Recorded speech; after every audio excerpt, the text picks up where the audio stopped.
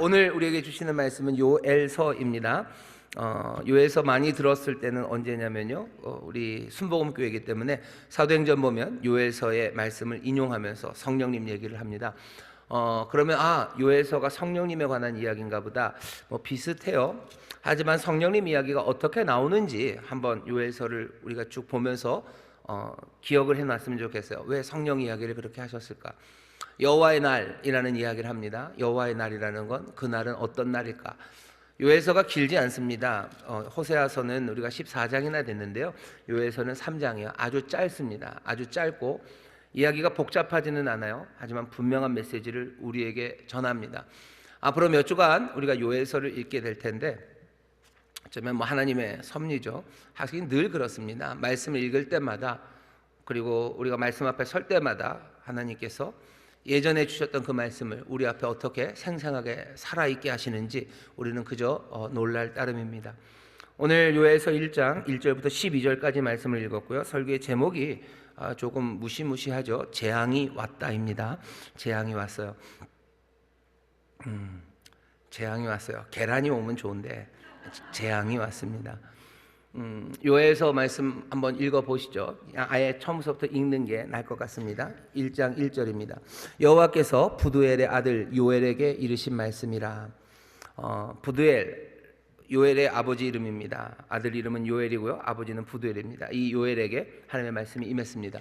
1장 1절의 말씀이 별것 아닌 것 같지만, 이건 그냥 요엘의 이야기구나, 요엘 선지자가 전한 말씀이구나, 그거 설명하는 것 같지만, 다른 선지서들과 보면 조금 다른 게 있습니다. 뭐냐 하면, 우리가 앞에 읽었었던 호세아서를 보시면요, 호세아서 1장 1절은 이렇게 되어 있습니다. 우시아와 요담과 아하스가 히스기야가 이어 유다 왕이 된 시대, 곧 요아스의 아들 여로보암이 이스라엘 왕이 된 시대에 부엘리의 아들 호세아에게 임한 여호와의 말씀이라. 호세아가 언제 사람인지, 어떤 왕 때 있었는지가 호세아 1장 1절에서는 분명하죠. 하지만 요엘 1장에서는 그런 얘기가 없습니다. 그냥 부두엘의 아들 요엘이에요. 뒤에 아모스서, 요엘서 바로 뒤에 아모스서를 봐도요, 아모스서 1장 1절에 보면 유다 왕 우시아의 시대, 곧 이스라엘 왕 요아스의 아들 여로보암의 시대의 지진 전 2년에 드고와 목자 중 아모스가 이스라엘에 대하여 묵시받은 말씀이라. 그래서 아모스서는 더 분명해요. 지진 나기 2년 전에 받은 말씀이라고. 시대가 분명합니다. 뒤에 나오는 여러 가지 말씀들, 소선지서가 쭉 이어지는데요, 모든 선지서에 다 이렇게 왕 이름이 있는 것은 아니에요. 어떤 것들은 왕 이름이 없습니다. 그냥 시대를 알기가 조금 어렵게 왕 이름이 없는 때가 있는데, 여기 요엘도 마찬가지입니다. 요엘서에서는 누가 그 시대에 다스리고 있었는지 연대를 추정하기가 굉장히 어렵습니다. 어쩌면 쓸 필요가 없어서 쓰지를 않았을 수도 있고요, 일부러 쓰지 않을 수도 있습니다. 왜냐하면 일부러 쓰지 않는다라고 생각하면요, 이건 시대가 그렇게 중요하지 않기 때문이에요. 어떤 시대인지 어떤 왕 때인지 그 구체적인 맥락이 중요하지 않아요. 왜? 여기서 말하는 말씀은 어쩌면 모든 시대에 다 적용이 되는 말씀이기 때문입니다. 오늘 우리가 요엘서를 읽으면서요, 옛날에 있었던 큰 재난, 오늘 읽다 보면 그 재앙이 나올 텐데요, 그 재앙의 사건이 있었던 사람들에게만 해당되는 말씀이 아닌 게, 왜냐하면 우리도 요엘이 당했던 재앙만큼이나 우리의 시절에서도 재앙이 오기 때문입니다. 네가 당한 재앙이 더 큰지 내가 당한 재앙이 더 큰지 견줘보자, 그렇게 할 거는 아니에요. 하지만 재앙이라는 게 계속해서 다가오고요, 요엘서를 통해서 그 재앙의 모티브에서 도대체 우리가 어떻게 살아야 되는지를 말합니다. 지금 우리나라 모든 국민들이 일종의 재앙을 당한 상태입니다. 갑자기 당했죠. 재앙은 늘 그렇게 그냥 갑자기 옵니다. 갑자기 어느 날 밤 그렇게 와요. 어느 날 새벽에 그렇게 옵니다. 거기서 도대체 어떤 반응, 도대체 여기서 무엇을 하나님이 말씀하시는지 어쩌면 요엘서 짧은 이 말씀이 우리에게 전해줍니다. 앞으로 몇 주간, 어쩌면 몇 달이 될지도 모르겠는데요, 꽤나 많이 우리나라는 혼란할 겁니다. 여러 가지 사건들, 그리고 어려운 일들, 어쩌면 전에 보지 못했던 일들, 아니면 전에도 봤지만 다시 당하는 일들, 그 일들을 보게 될 거예요. 어쩌면 그 일들을 보면서 우리가 신문을 보기도 하고요, 어쩌면 여러분들도 유튜브 이런 거 보면서 이런저런 사람들이 하는 이야기들을 들으실 수도 있어요. 하지만 정말로 우리가 이 재앙의 시절에 더욱더 귀 기울이고 또 다시 한번 마음에 담아야 되는 건 어쩌면 신문 기사나 뉴스나 아니면 소위 말하는 패널들이 나와서 하는 이야기들이 아니고 여기 하나님의 말씀에 더욱더 귀를 기울여야 합니다. 요에서 말씀을 읽어보죠. 요에서가 재앙의 시대에 읽어야 되는 오직 한 가지 말씀은 아닙니다. 하지만 어찌 했던지 하나님께서 우리 인천수목의 성도들을 사랑하시고 또 저를 사랑하셔서 이 어려운 시절에 이 요에서를 읽게 하셔요. 이 요에서 말씀을 하나씩 읽어가면서요, 이 재앙의 시절에 도대체 하나님은 우리에게 뭐라고 말씀하시는지 그 말씀에 귀를 기울여 볼 겁니다. 그래서 1장 1절에 이건 어느 왕 때라고는 말을 안 하는 것 같아요. 이 시절에도 마찬가지입니다. 이 시절 부두엘의 아들 요엘이 하나님의 말씀을 전합니다. 하나님의 말씀을 여러분들 들으시고 다시 한번 이 어려운 시절에 또 어려운 시절을 겪은 사람들, 그 사람들에게 주신 하나님의 말씀 안에서 여러분들 소망을 얻으시고 또 그 가운데 다시 한번 우리의 삶이 하나님이 뜻하시는 바대로 하나님이 원하시는 그 길을 정말로 완전한 마음으로 따라가는 저와 여러분들 되시기를 주의 이름으로 축원합니다. 좌우에 계신 분들에게 서로 믿음으로 격려하셔요. 주님이 우리에게 말씀하십니다. 주님 우리에게 말씀하십니다. 아멘, 아멘. 자, 보시죠. 무슨 말씀을 전하는지 2절입니다. 늙은 자들아 너희는, 갑자기 깜짝 놀라신 분들 계시죠? 늙은 자들아 너희는 이것을 들을지어다. 땅의 모든 검이나 너희는 귀를 기울일지어다. 너희의 날에나 너희 열조의 날에 이런 일이 있었느냐. 깜짝 놀랄 만한 일이 일어났어요. 늙은 사람, 나이 많으신 분들을 불러내죠. 그리고 땅의 거민들을 불러냅니다. 너희가 이걸 본 적이 있느냐 묻는 거예요. 너희가 이것을 들은 적이 있냐, 이거 들어봐라. 땅의 검이나 이거 한번 이 일이 있었는지 보랍니다. 지금 요엘이 이 백성들에게 지금 전하려고 하는 바, 아니 요엘과 그 모든 백성들이 지금 경험하고 있는 일은요, 정말로 깜짝 놀랄 만한 일이에요. 나이 많으신 분들, 평생을 살아오면서 이런 일을 볼 수 없었을 만큼 큰 일이 지금 일어났고요. 땅의 모든 거민들, 그러니까 여기저기 여기뿐만 아니라 어디서건 이런 일이 있었냐 싶을 만큼 깜짝 놀랄 일이 지금 여기 요엘 그리고 그 백성들 앞에 펼쳐진 겁니다. 상황이 너무나 참담하기 때문에요. 참담한 상황이 생긴 겁니다. 참담한 상황이 생겼어요. 지금 그런 일이 일어났습니다. 지금 하는 이 모든 말씀들을 지금 우리가 겪고 있는 이 계엄, 탄핵, 이런 정치적인 혼란에 바로바로 다 연결시킬 필요는 없어요. 그거보다도 훨씬 더 많은 아픔들을 우리가 겪어왔었고 우리의 개인에게는 어쩌면 그보다도 더 참혹한 일들이 있기 때문입니다. 사실은 이번에 계엄 그리고 탄핵의 이 상황에서 사실은 별 영향이 없으신 분들도 있으시죠. 원래도 TV 안 보고 나는 원래도 그냥 시트콤만 봤기 때문에 무슨 일이 일어나지도 잘 모르겠고 그렇다고 여기 길거리에 군인들이 다니다가 나를 어떻게 막고 있는 것도 아니고 별일 없는데 왜 그런가. 어떤 사람들은 큰일로 다가오고 어떤 사람들은 별일 아닌 것처럼 다가오는 이런 상황입니다. 여기는 이 말씀들을 그러니 지금 이 정치적인 상황에 다 갖다 넣어놓으면요, 어쩌면 이 재앙의 이야기가 내 이야기가 아닐 수 있어요. 그러니 다시 한번 부탁드립니다. 요엘 말씀을 읽으시면서 딱 이 상황으로 계속 연결시킬 필요는 없습니다. 하지만 우리는 이런 재앙이 뭔지는 알아요. 전에도 없었었고 그리고 어디에도 없었을 것 같은 그 큰일이 다가옵니다. 이번 이 사태에서도 사람들마다 받아들이는 게 다 다르죠. 충격이 다르고 피해 상황이 다 다릅니다. 그러니 누군가에게는 정말로 전에 듣도 보도 못한 어려움이라고 말하는 상황들이 다른 사람들에게는 별것 아닐 수도 있어요. 하지만 분명한 것은 누구에게든 이런 상황들이 닥칩니다. 어떤 나라에 닥쳐요. 어떤 상황에 닥쳐요. 어떤 집안에 닥쳐요. 누군가에게 이런 일이 닥쳐요. 그때는 정말로 정신이 하나도 없죠. 이런 일이 없었을 것 같고 이럴 수가 없었을 것 같고 전에도 없고 어디에도 없었을 것 같은 그런 참혹한 상황들이 다가옵니다. 하지만 이 모든 것들도 또 다 개인적으로 할 얘기도 아니에요. 사람들마다 다 다르다고는 하지만 정말로 큰 재앙이 있는 겁니다. 정말로 큰 재앙이 있는 거고 이런 일이 있을까 싶을 만큼 정신을 번쩍 나게 하는 그런 사건들이 있어요. 내가 주관적으로 받아들이는 것, 그것도 중요하지만 객관적으로 밖에 있는 큰 사건들이 있습니다. 2절이 말하는 바가 그런 거예요. 노인들아, 나이 많은 사람들아, 이런 일이 있었냐? 땅의 모든 검이나 이런 일이 있었냐? 이렇게 크고 엄청난 재앙이 우리에게 다가왔답니다. 어떤 재앙입니까? 이 재앙은 3절입니다. 너희는 이 일을 너희 자녀에게 고하고 너희 자녀는 자기 자녀에게 고하고 그 자녀는 후시대에 고할 것이니라. 이 재앙은 손쉽게 잊혀지면 안 됩니다. 계속해서 이 재앙, 끔찍하고 이 놀라운 현실을 사람들에게 얘기해 줘야 될 만한 그런 큰 일이 일어난 겁니다. 뭔가 사건이 일어나도 어서 잊어버리면 좋을 것 같고 그냥 잊는 게 나을 것 같은 일들도 있어요. 하지만 여기 지금 요엘이 말하려는 이 사건은 뭐죠? 잊어버리면 안 됩니다. 이 사건은 잊을 수가 없어요. 후대에 계속해서 얘기해야 되는 그런 일입니다. 재앙을 뭐하러 계속 얘기합니까? 이제 나중에 요엘서를 읽으면서 더 밝혀지겠지만 이 재앙이라는 게 만만한 일이 아니고요. 이 재앙이라는 것을 통해서 하나님이 하시는 일이 있기 때문입니다. 재앙은 잊고 싶죠. 어려웠던 시간들은 잊고 싶죠. 하지만 잊어서는 안 되는 일들이 있습니다. 오늘 1절에서부터 3절까지의 말씀이 우리에게 그것들을 준비시켜 주셔요. 엄청난 일이 일어납니다. 잊고 싶지만 아니요, 잊으면 안 됩니다. 계속해서 기억해야 되는 그런 재앙들이 있습니다. 어떤 재앙이냐 보시죠. 4절입니다. 팥종이가 남긴 것을 메뚜기가 먹고 메뚜기가 남긴 것을 느시 먹고 느시 남긴 것을 황충이 먹었도다. 에게게. 그 재앙이라는 게 결국 메뚜기네요. 메뚜기가 온 일이 지금 요엘이 말하는 재앙이에요. 무슨 폭탄이라도 터진 줄 알았네. 무슨 적들이 와서 뭐라도 한 줄 알았네. 아니, 그런 것 아닙니다. 여기 팥종이, 메뚜기, 그리고 늦, 황충, 메뚜기 종류들입니다.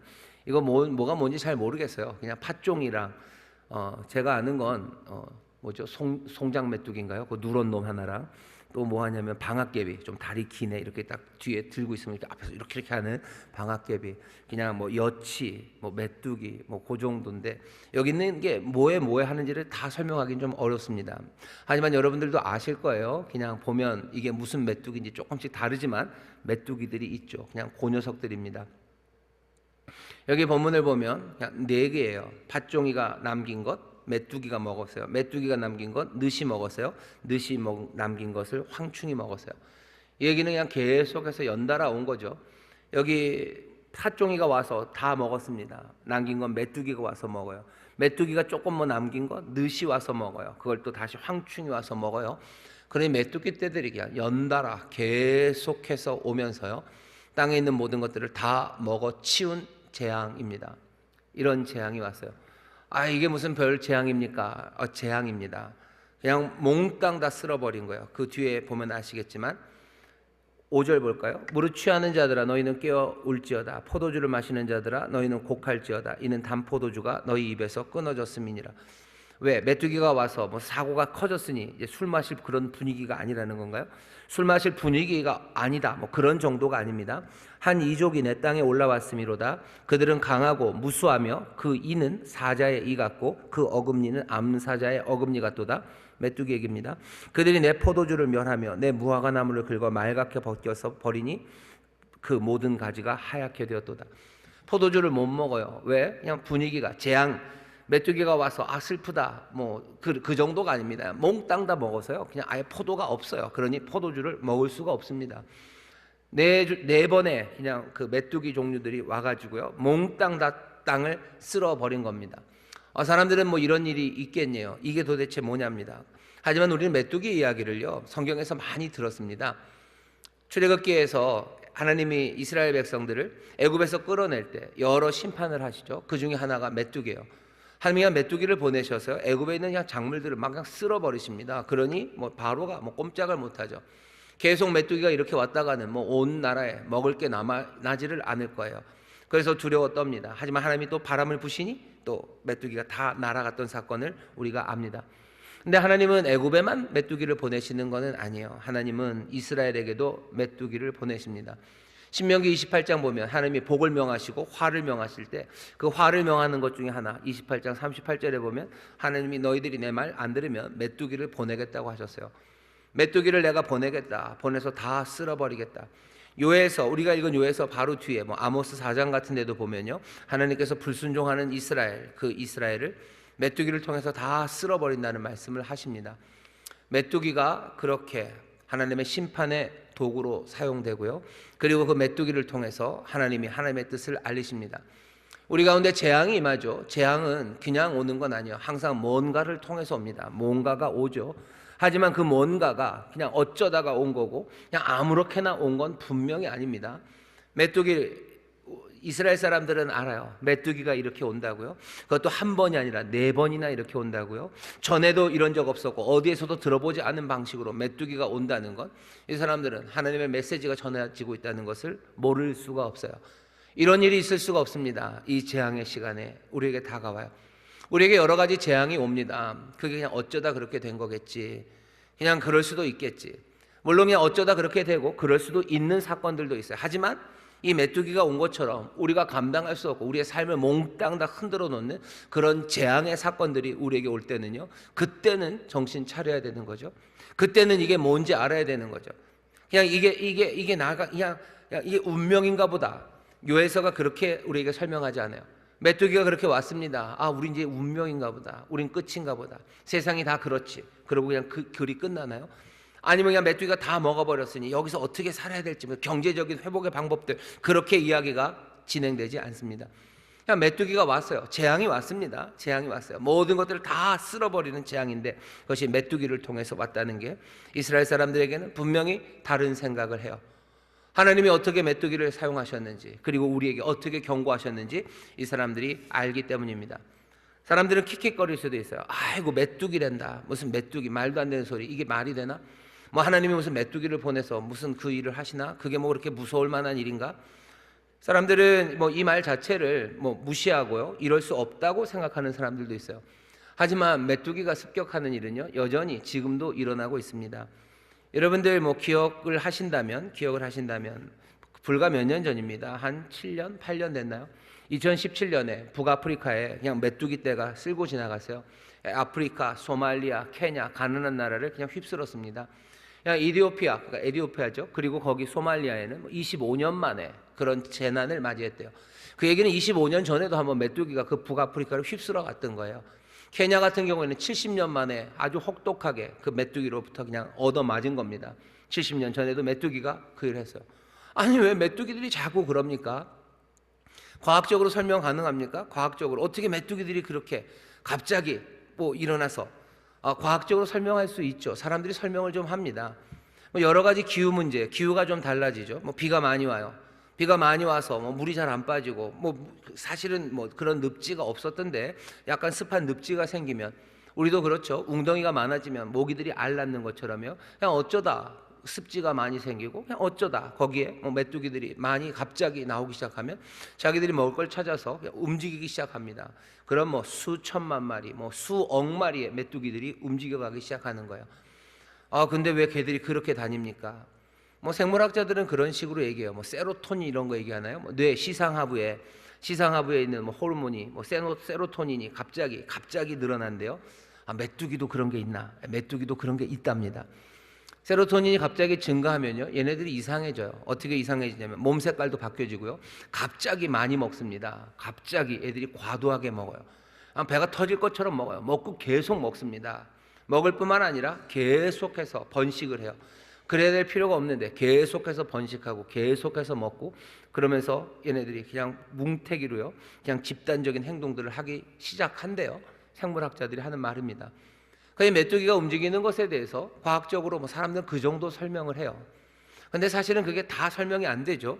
왜 갑자기 메뚜기 한 마리 한 마리들이 그 시상하부에서 세로토닌이 나오기 시작했는지에 대해서 설명해야 되죠. 거기에 왜 그 늪지가 생기고 마침 거기에 메뚜기들이 알을 낳게 됐는지에 대해서 설명해야 되죠.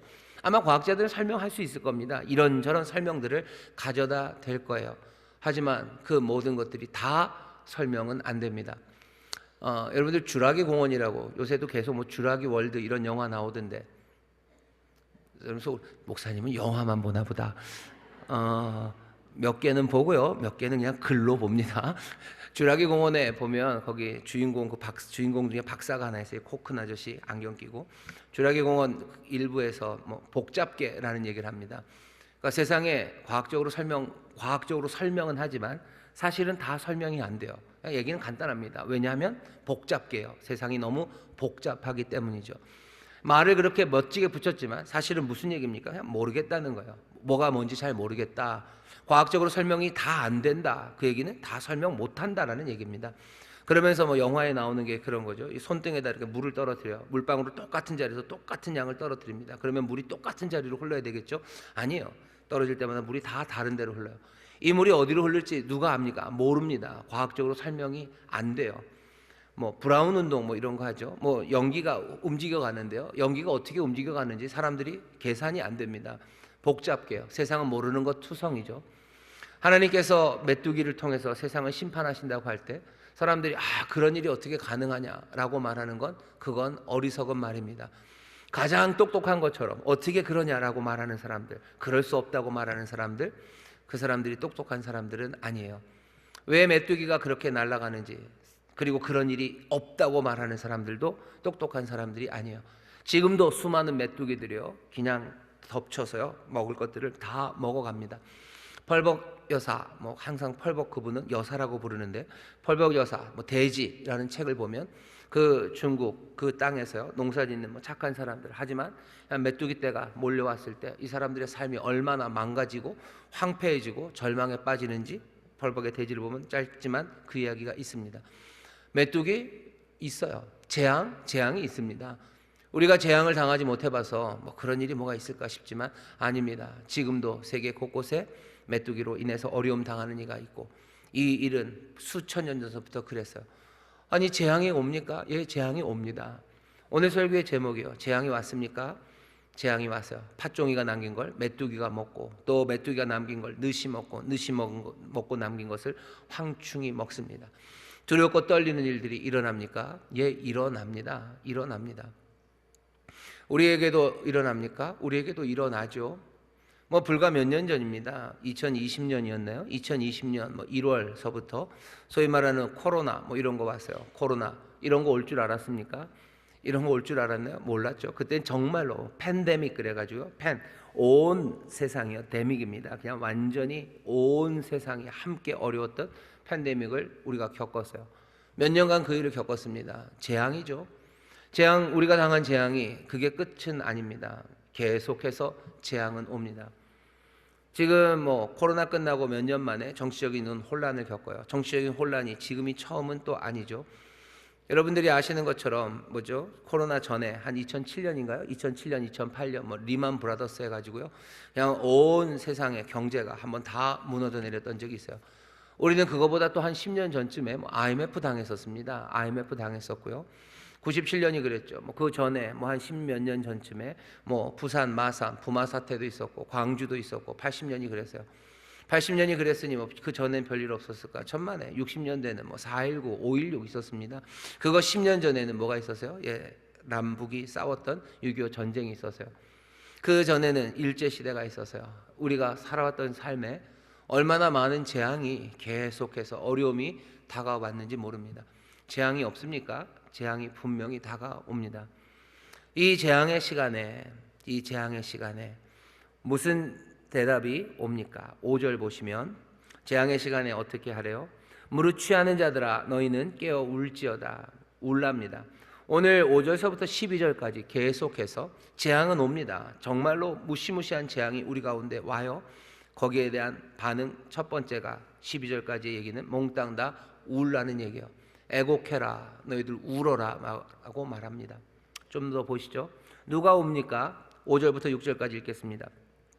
무릇 취하는 자들아 너희는 깨어 울지어다. 그러니까 술 취해서 해롱해롱대지 말고 술 깨서 울라는 얘기일 수도 있고요.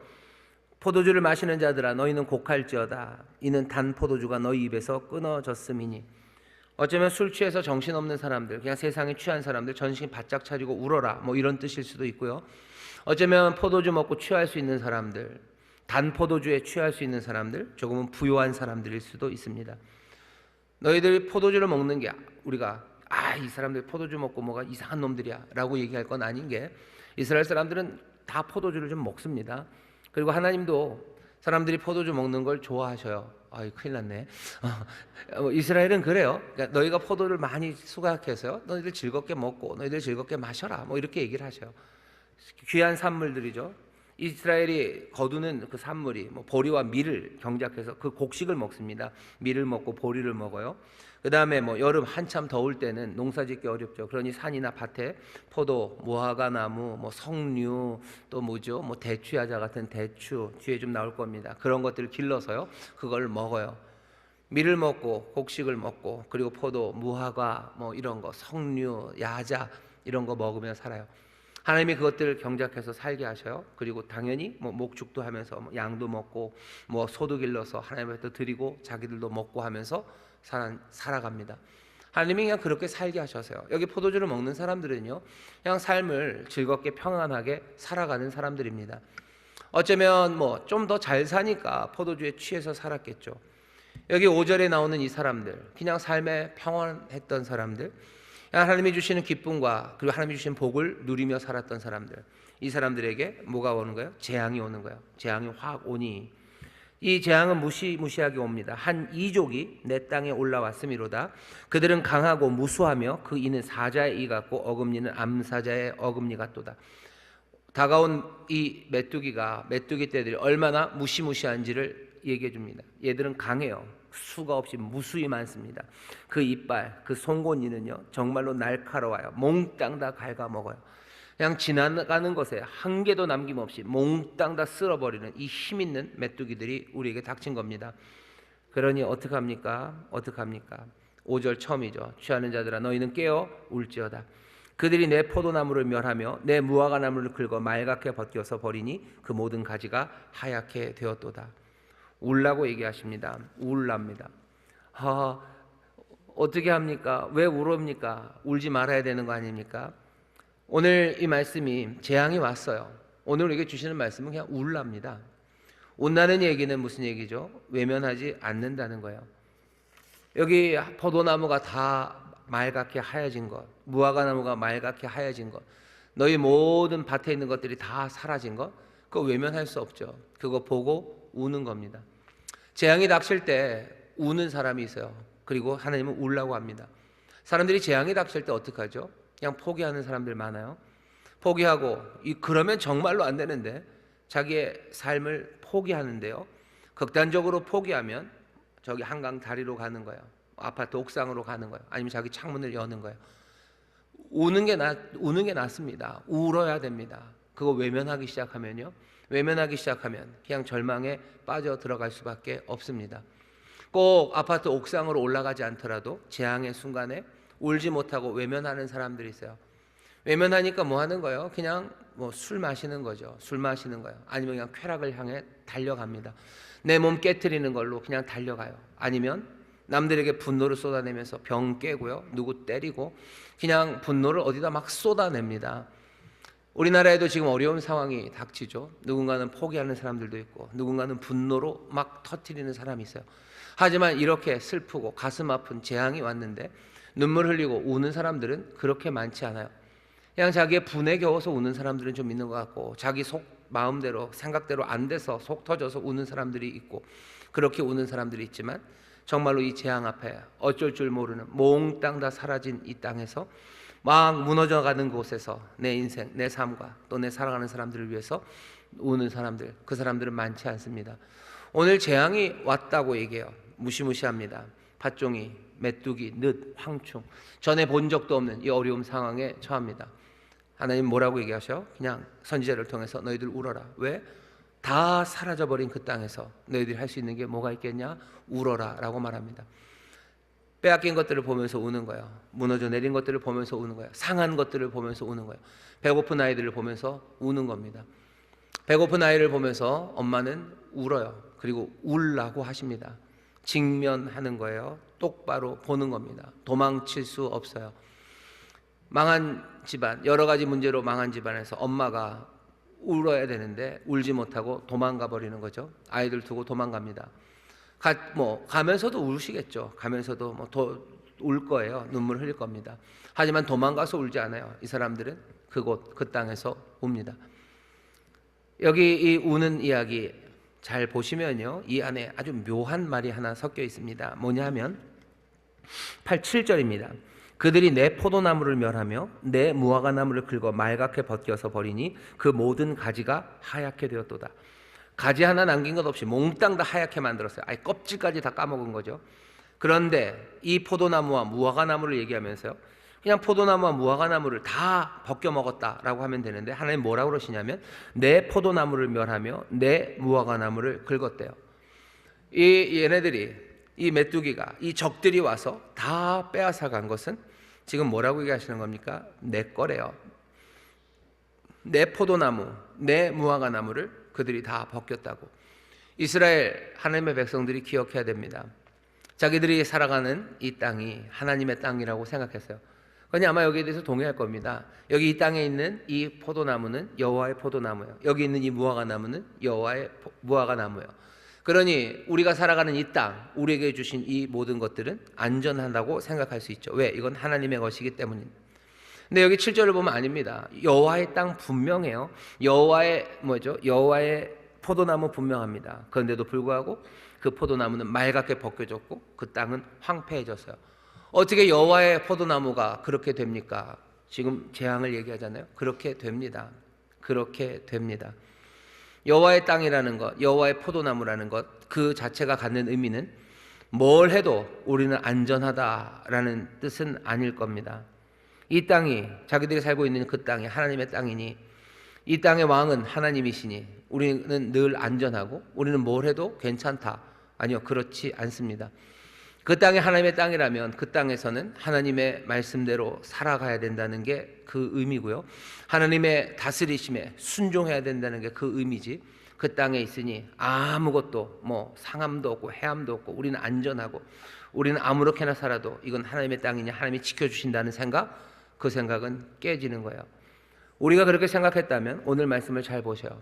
하나님의 무화과나무, 하나님의 포도나무가 말갛게 벗겨집니다. 교회가 그리스도의 몸입니다. 그러니 그리스도의 몸인 교회를 누가 어떻게 합니까? 라고들 말을 해요. 하지만 재앙이 임하죠. 여러분들 교회에 무슨 안디옥 교회, 에베소 교회 생각해 보셔요. 에베소 그 터키 지역에 있습니다. 뭐 사람들이 그런 얘기하죠. 지금 에베소에 가면 교회가 없습니다. 아니요, 조그만 교회들이 이제 좀 생겼을까요? 에베소 교회가 얼마나 위대한 교회입니까? 뭐 사도 바울이 세우고 사도 요한이 죽을 때까지 뭐 목회했던 교회고, 뭐 디모데가 가르쳤던 교회요. 그 에베소 교회가 오래 갔죠.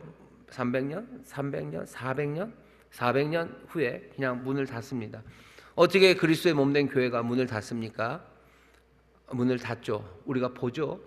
우리 주변에도 교회들이 문을 닫죠. 어떻게 그리스도의 몸된 교회가 그렇습니까? 그리스도의 교회는 안전하고, 아니요, 재앙이 옵니다.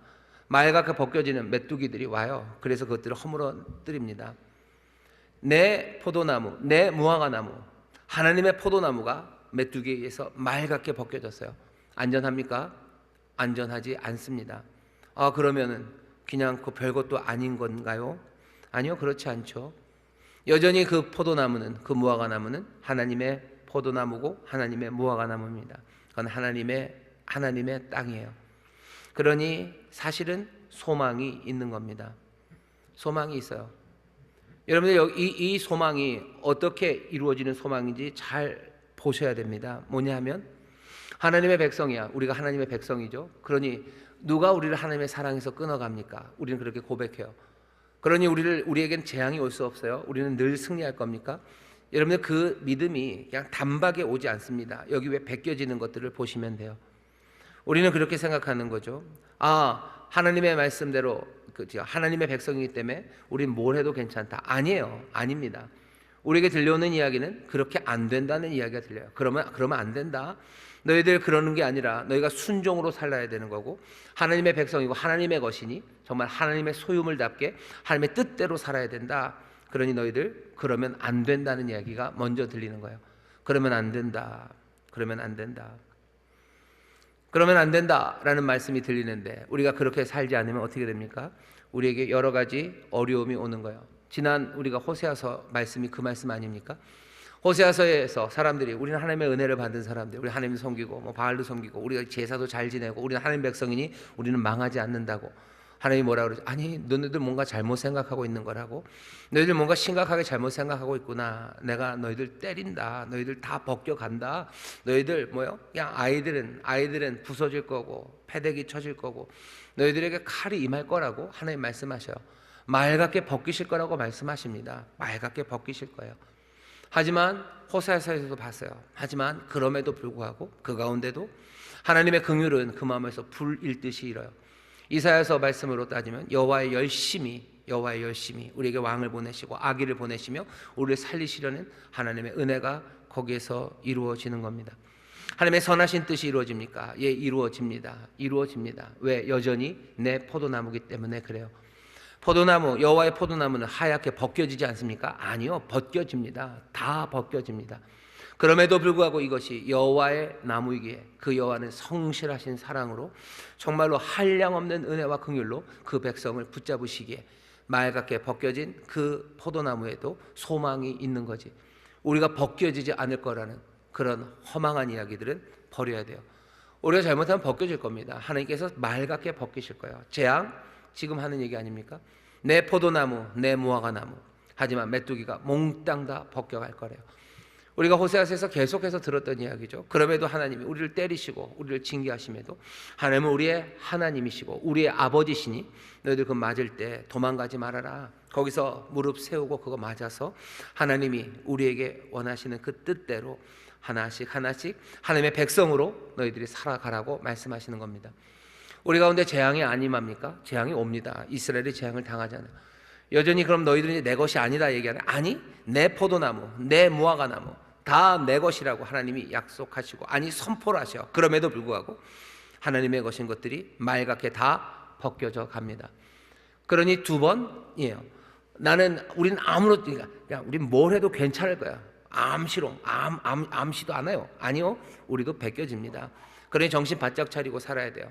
그럼 다 벗겨지면 이제 끝입니까? 그건 아닙니다. 하나님의 은혜가 우리를 살려내실 것을 우리는 소망하며 살아갑니다. 다시 한번 재앙이 옵니다. 우리에게도 재앙이 오고요. 우리의 모든 것들을 맑게 벗겨가는 일들이 있을 거예요. 그때 우십시오. 그때 우셔요. 어쩌면 도망가지 말고 눈물로 그 앞에서 우는 사람들, 그 사람들이 하나님의 말씀 안에서 하나씩 소망들을 발견하기 시작해요. 내 포도나무라고 말씀하셔요. 그렇게 터지고 상하고 재앙 가운데 어쩔 줄 모르며 눈물 흘리고 있는 우리에게 내 아들, 내 자녀라고 부르시며 책망하시고 우리를 향하여 또 길을 여시는 주님이 계십니다. 재앙이 옵니다. 하지만 내 포도나무임이 변함이 없습니다. 내가 주의 것이요. 우리를 누가 그 사랑에서 끊겠습니까?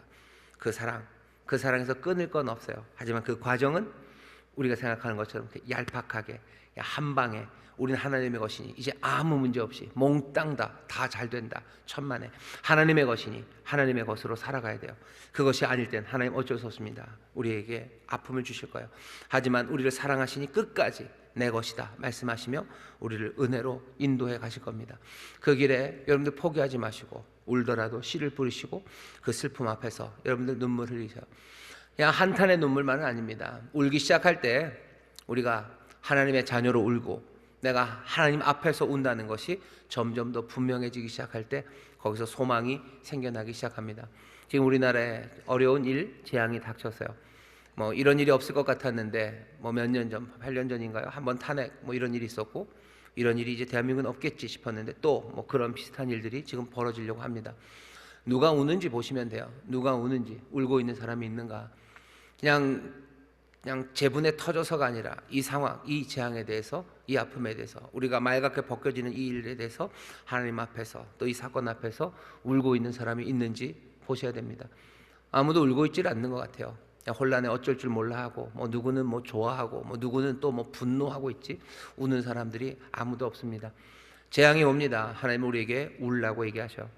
사람들이 웁니다. 우는 이유는 모든 것들이 사라져서만은 아니요. 8절 보시면 너희는 애곡하기를 울기는 우는데 뭐 때문에 애곡합니까? 처녀가 어렸을 때 약혼한 남편을 인하여 굵은 배를 동이고 애곡함 같이 할지어다. 처녀가 애곡합니다. 약혼한 남자가 죽었어요. 얼마나 참 슬픕니까? 아마 결혼도 제대로 못 해보고 죽은 것 같아요. 너무 웁니다. 그런 처녀가 우는 것처럼 울래요. 이 처녀가 우는 건 뭐예요? 못 먹어서 우는 건 아니죠. 가난해져서 우는 건 아니죠. 재앙은 재앙입니다. 재앙의 이유는 뭐예요? 남편이 없어진 재앙이에요. 남편을 만날 수 없는 재앙이에요. 어떤 여인처럼, 그 처녀처럼 울랍니다. 하나님과 우리의 사이의 관계가 끝났음을 애곡하는 겁니다. 먹을 것이 없어서만은 아니에요. 먹을 거가 사라지고 육체가 힘들어져서만은 아닙니다. 하나님과의 관계가 끊어진 그 아픔에, 그 재앙에 놓인 사람들은 웁니다. 하나님 앞에서 하나님을 바라보며 하나님을 기다리며 또 하나님 안에서 그렇게 살지 못했음에 그 슬픔과 회한과 그 아픔이 이 사람들로 하여금 우는 자리로 몰아갑니다. 그러니 어떻게 하셔야 돼요? 우는 겁니다. 재앙이 올 때 우셔요. 자, 이 사람들만 웁니까? 제사장들도 웁니다. 2절 보시면 소제와 전제가 여호와의 전에 끊어졌고 여호와께 수종드는 제사장은 슬퍼하도다. 제사장이 웁니다. 밭이 황무하고 토지가 처량하니 곡식이 지나여 새 포도주가 말랐고 기름이 다하였도다. 제사장들은 왜 울어요? 이제 전제와 소제를 드릴 수가 없습니다. 전제와 소제는 하나님 앞에 제사장들이 매일 드리는 거예요. 전제는 포도주를 붓는 겁니다. 고기에 포도주를 부어야 돼요. 물론 메뚜기가 다 먹었다고 해서 당장에 소가 없는 건 아니죠. 소는 좀 있습니다.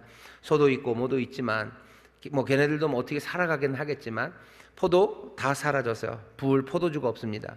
소제라는 건 그 곡식 가루로 드리는 거예요. 곡식 가루? 무슨 곡식 가루? 다 먹어버렸는데, 나달이고 이파리고 다 먹어버렸는데 전제도 못 드리고 소제도 못 드려요. 매일 하나님 앞에 드릴 게 없어요. 그러니 제사장들은 웁니다. 제사장들 슬퍼하죠. 얼마나 황당해요. 메뚜기가 지나가고 나니 이 사람들이 예외할 게 없어요. 제사 드릴 게 없어요. 포도주를 부어야 되는데 부을 포도주 없고 하나님 앞에 곡식을 태워서 드려야 되는데 이 곡식을 드릴 이 가루를 만들 이 곡식이 남아있지 않아요. 그런 제사장들 옵니다. 제사장만 옵니까? 여기 땅들도 옵니다.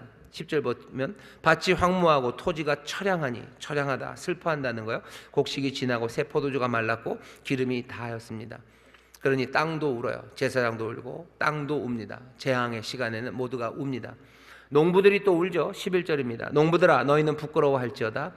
포도원을 다스리는 자들아 곡할지어다. 이는 밀과 보리의 연고라 밭의 소산이 다 없어졌습니다. 농부들 웁니다. 밀, 밭, 보리, 밭의 소산 다 없어졌어요. 또 밭에서 나는 나무들, 포도나무가 시들었고 무화과 나무가 말랐으며 석류나무와 대추나무와 사과나무와 및 밭의 모든 나무가 다 시들었으니 이러므로 인간의 희락이 말랐도다. 농부들 웁니다. 밭에 소산도 없고 밭에 나무도 아무것도 없어요. 그러니 농부들 울어야 되죠. 모든 산업들이 무너져 내리기 시작합니다. 그리고 마지막 결론이 뭐죠? 인간의 희락이 말랐어요. 더 이상 기쁨이 없습니다. 그러니 울죠. 하나님은 우리를 기쁨으로 살기를 원하셔요. 열심히 수고하고 땀 흘려 농사짓고 거기서 나온 것들로 즐겁게 먹고 함께 사는 기쁨, 하나님이 선물로 주신 기쁨이 분명합니다. 하지만 재앙이 임하면요, 이 기쁨이 사라지는 거예요. 재앙이 옵니다. 우리의 기쁨을 몽땅 다 말라버리게 하는 그 기쁨이 옵니다. 뭐 IMF 왔을 때도 마찬가지예요. 뭐 리만 브라더스 그 세계적인 금융위기 왔을 때도 마찬가지예요. 코로나가 왔을 때도 마찬가지예요. 이번에 이 계엄 사태 이때도 마찬가지예요. 사람들의 모든 기쁨들, 희락을 다 빼앗아가 버립니다. 그런 재앙이 오는 겁니다. 궁금한 게 있죠. 도대체 이런 재앙들, 이 재앙은 도대체 뭡니까? 묘하게도 재앙은요 계속해서 옵니다. 인생의 재앙이 계속해서 와요. 우리나라에도 재앙이 오고요, 또 우리의 개인적인 삶에도 계속해서 재앙이 옵니다. 재앙이 오면서 연속으로 오죠. 설상가상이죠. 계속해서 재앙은 연속으로 옵니다. 망각하면 안 돼요. 전하라고 하죠. 내 후대에 전해라. 놀라울 만큼 힘든 일들이 우리 가운데 오는데 사람들은 그것들을 자꾸 잊어버려요. 아니, 재앙을 전하랍니다. 힘들었던 시간들, 기쁨이 많았던 시간들, 모두가 눈물로 있었던 그 시간들을 기억해야 합니다. 왜? 재앙은 계속해서 오기 때문이에요. 한 번 재앙이 왔을 때 그때 어떻게 대처하고 말갛게 잊어버리고 그 다음에 또 왔을 때 또 그렇게 할 일은 아니죠. 우리의 인생의 재앙들을 맞아가면서 우리가 노인이 지혜로운 건 왜 지혜로운 거죠? 이전에 있었던 일들을 잘 기억하는 겁니다. 그래서 내 삶도 지혜롭게 인도해 줄 수 있고 그 재앙을 처음 맞는 젊은 사람들, 그 어린 자기의 자손들에게 지혜의 길을 말할 수 있기 때문이에요. 재앙은 계속해서 와요. 내 대해서 끝날 거면 기억할 필요 없죠. 한 번으로 끝날 거면 그냥 지나갔으니 된 거죠. 내 다음 때는 그런 재앙을 맞이할 일이 없고 나도 그럴 일 없으면 그냥 잊어버리면 됩니다. 하지만 재앙은 연속으로 올 거예요. 그러니 여러분들 재앙이 우리에게 닥쳤을 때 어떻게 해야 되는지에 대해서 알아야 됩니다. 요에서 하나님의 말씀이 우리에게 그런 걸 가르쳐 주시는 거예요. 우리 인생에 어려움이 왔을 때 어떻게 합니까? 왜 전에 어떻게 했습니까? 무슨 말씀들을 우리가 들었습니까? 아마 이번이 끝입니까? 이번이 끝 아닙니다. 아마 정치적으로 이것보다도 훨씬 더 혼란스러운 일들이 우리 앞에 올 수도 있습니다. 재앙은 계속해서 올 거예요. 코로나 끝났나요? 오미크론에서 끝났습니까? 코로나 말고도 또 다른 거 올 겁니다. 점점 더 빨리 오죠. 사스, 메르스, 홍콩 독감 그런 일 하더니 이제 어떻게 돼요? 코로나 그 이후에도 뭔가 올 거라고 사람들은 얘기해요. 재앙은 계속 올 겁니다. 그때마다 우리는 어쩔 줄 모르고 방황하고 당황해야 됩니까? 아니요, 그건 아닙니다. 재앙이 계속해서 온다는 건 어쩌면 슬픈 일이에요. 하지만 그 일이 사실임은 분명합니다.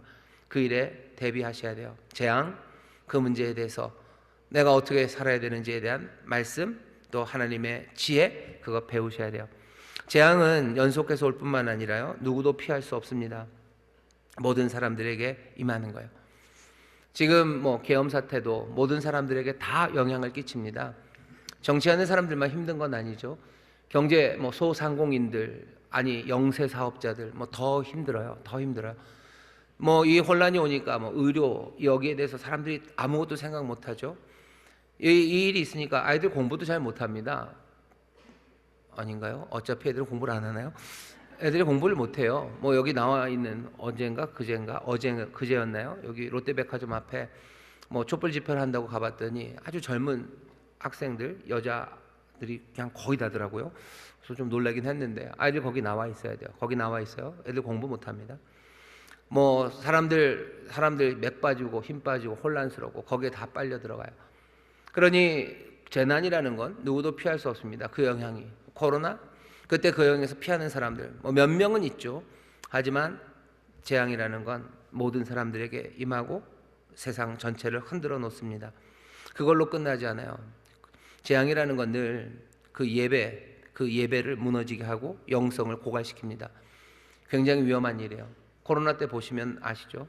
코로나라는 위기가 생겼을 때 사람들은 더 하나님 앞에 나아오고 더 정신 차리고 더 하나님 앞에 매달릴 것 같지만 아니요, 그렇게 되지 않았습니다. 그렇게 되지 않습니다.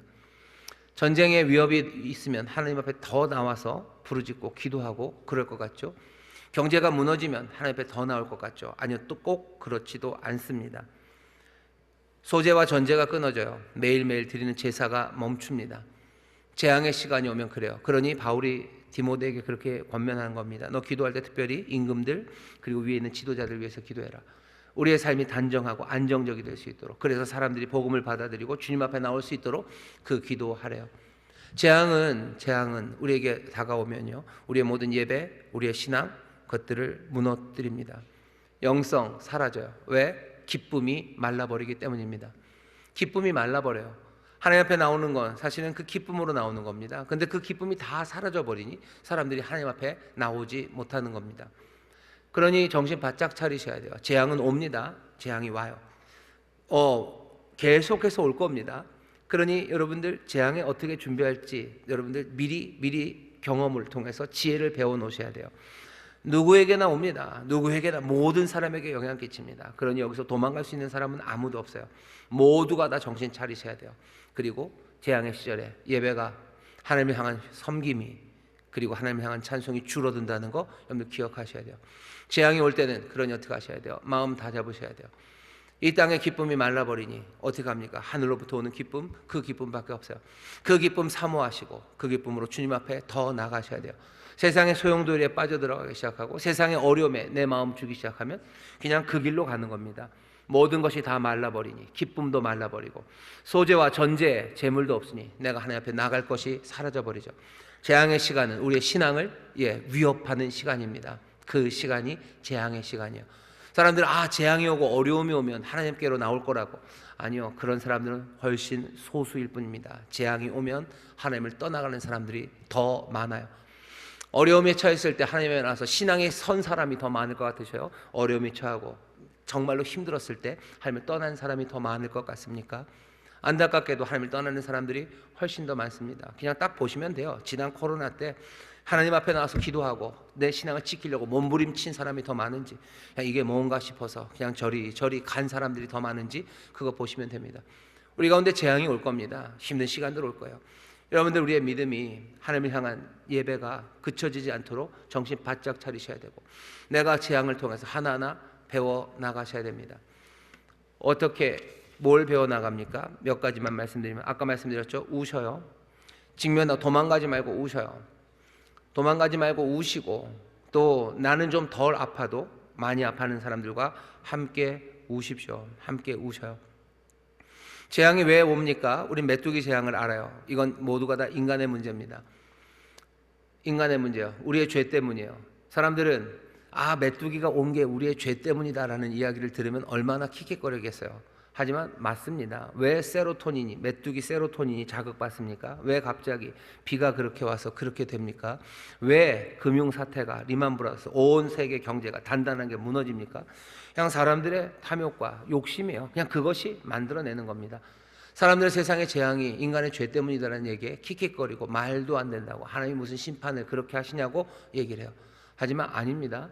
우리 가운데 오는 모든 재앙은 인간의 죄 때문입니다. 남김없이 그렇습니다. 우리가 그것들을 다 설명 못할 뿐이지, 너무 복잡해서 우리의 지혜로 설명할 수 없을 뿐이지, 하나님이 말씀하셨어요. 왜 에덴 그 기쁨의 동산에 그 슬픔이, 그리고 가시와 엉겅퀴가 자라나기 시작하고 우리의 삶에 그 가슴 아픈 일들이 벌어집니까? 아담과 하와의 죄 때문이에요. 아담과 하와, 우리의 죄 때문이에요. 남자의 죄 때문이에요. 여자의 죄 때문이에요.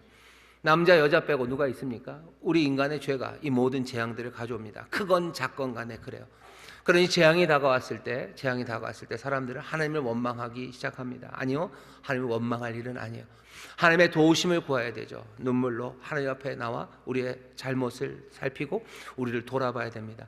재앙이 올 때마다 여러분들 기억하셔요. 이건 내가 거기에 얼마를 기여했는지, 그 재앙에 대한 나의 지분, 내 책임의 정도, 그것들을 따지려면 따질 수도 있겠죠. 하지만 이 모든 것들이 인간의 죄악임은 분명합니다.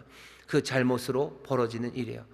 1대1로 그것의 100% 책임이 나다, 아니면 누구다 라고 말하는 건 복잡합니다.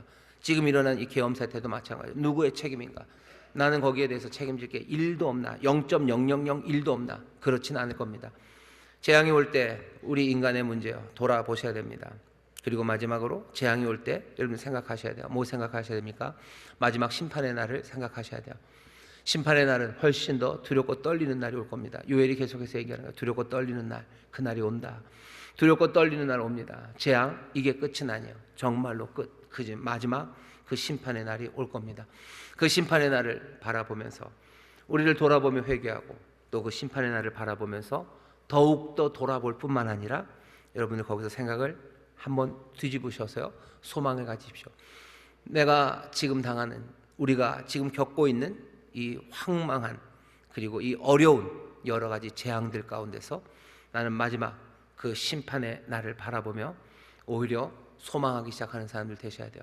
그날에 하나님의 영을 우리에게 부으실 거고, 또 그날에 하나님께서 새 역사를 이루셔 갈 걸 우리가 바라봅니다. 재앙이 옵니다. 재앙이 옵니다. 그냥 당하고만 살기에는 우리의 나이가 너무 많습니다. 그냥 당하고만 살기에는 우리가 당한 재앙이 꽤 많아요. 우리가 그 재앙의 자리에서 어떻게 해야 되는지가 분명해야 내 자녀들에게, 우리 다음 자녀들에게 우리가 하나님의 지혜를 전할 수 있습니다. 재앙의 이야기를 전하라고 그러죠. 재앙의 얘기를 네 자녀들에게 전해라. 도대체 하나님이 어떤 일을 하셨고 우리가 무슨 일을 했는지, 정말로 하나님의 소망이 어디에 있는지 그거 전하라고 말씀하셔요. 울며 다시 한번 이 어려움 앞에 서시는 분들, 이 재앙 가운데 다시 한번 하나님 바라보고 스스로를 돌아보고, 또 그 마지막 날의 소망으로 기쁨으로 일어서는 저와 여러분들 되시기를 주의 이름으로 축원합니다. 우셔요. 우십시오. 그리고 돌아보십시오. 그리고 주 안에서 소망을 가지십시오. 우리는 이 모든 것에 대해서 정말 하나님의 진리의 말씀이 우리에게 알려주신 이것을 붙잡고, 우리가 모르면서도 아는 척했던 것들 내려놓고 하나님의 말씀이 참임을 오히려 이 재앙의 시간에 더 단단하게 붙잡아서요, 그 길이 완전함을 확인하시고 내가 완전한 마음으로 주를 따르기를 다시 한번 결심하는 여러분들 되시기를 주의 이름으로 축원합니다. 기도하겠습니다. 하나님, 이 세상에 재앙들이 옵니다. 아버지, 어려운 시간들이 온 국가에도 오고 내 삶에도 그 재앙이 옵니다. 내 삶의 모든 것들이 맑게 다 벗겨져 버린 것 같은, 아무것도 남지 않는 그 시간들 오나 주께서 그 모든 것들을 내 포도나무, 내 무화과나무라고 말씀하셨음을 기억합니다. 다시 한번 주 앞에 온전히 서기를 바라며 돌아보는 우리가 되게 하여 주옵시고, 여전히 내 것이라고 부르시는 주의 귀하신 말씀 안에서 소망을 품고 다시 한번 주께서 우리를 내 것이라고 온전히 주장하시는 그 마지막 심판의 날, 그날을 바라보며 오히려 더 경건함으로, 더 기쁨과 감사함으로 서는 하나님의 사람들 되게 하여 주옵소서. 감사드리며 예수님 이름으로 기도하옵나이다. 아멘.